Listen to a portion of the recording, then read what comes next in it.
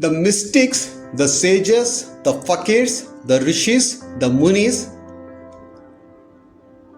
whoever that reconnected, recognized that oneness, that one energy from which everything emanates, commonly we call it as ultimate, absolute reality, Paramashiva, Bismillah, Christ consciousness, God, whatever it is. That existence, that absolute cannot be described. It cannot be thought over because it is beyond the finite and the infinite. It cannot be confined. It cannot be thought. It cannot be verbalized in your speaking ability. No words can fully describe it. I understand from one quote from the Quran. It says, you cannot describe Allah even if you have the ocean of ink and all the trees becomes the pen, then also you cannot describe Allah. It means the same thing, that no mind can correctly think about that awareness, because no understanding can perfectly understand that awareness. It is the absoluteness.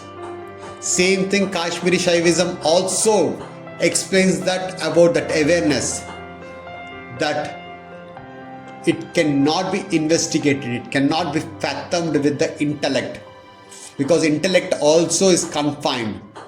Even the logical reasoning, philosophical discussions, any kind of religious sermons or speculation, it cannot define, because defining itself will limit it. Even this video, whatever I'm saying, just a pointer. Defining it, it limits it. You can just be it. That's the reason ancient masters always says revelation. In Sanskrit, revelation is called darshan. The darshan happens. Darshan is the revelation. It happens to the mystic, to these yogis, because they come to an understanding about the truth of reality, that it is undescribable, just being, because there is no observer and observed.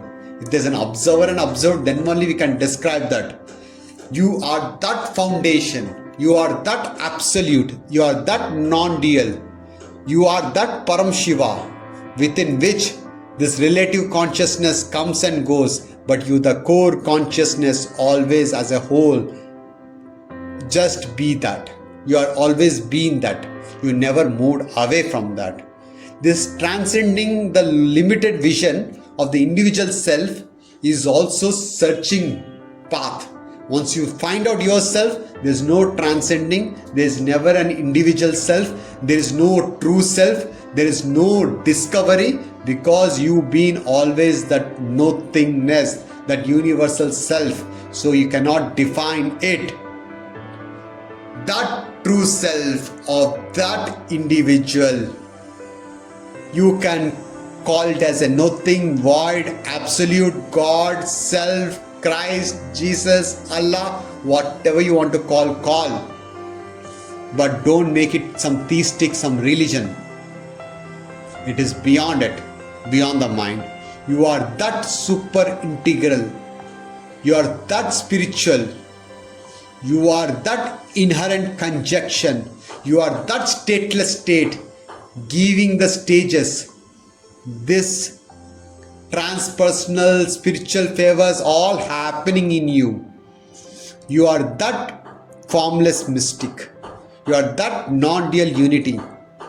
You are always available on whatever the stages are. Deep sleep, waking, dreaming, you always been there. Those things appear and disappear, but you, the stateless state, always been.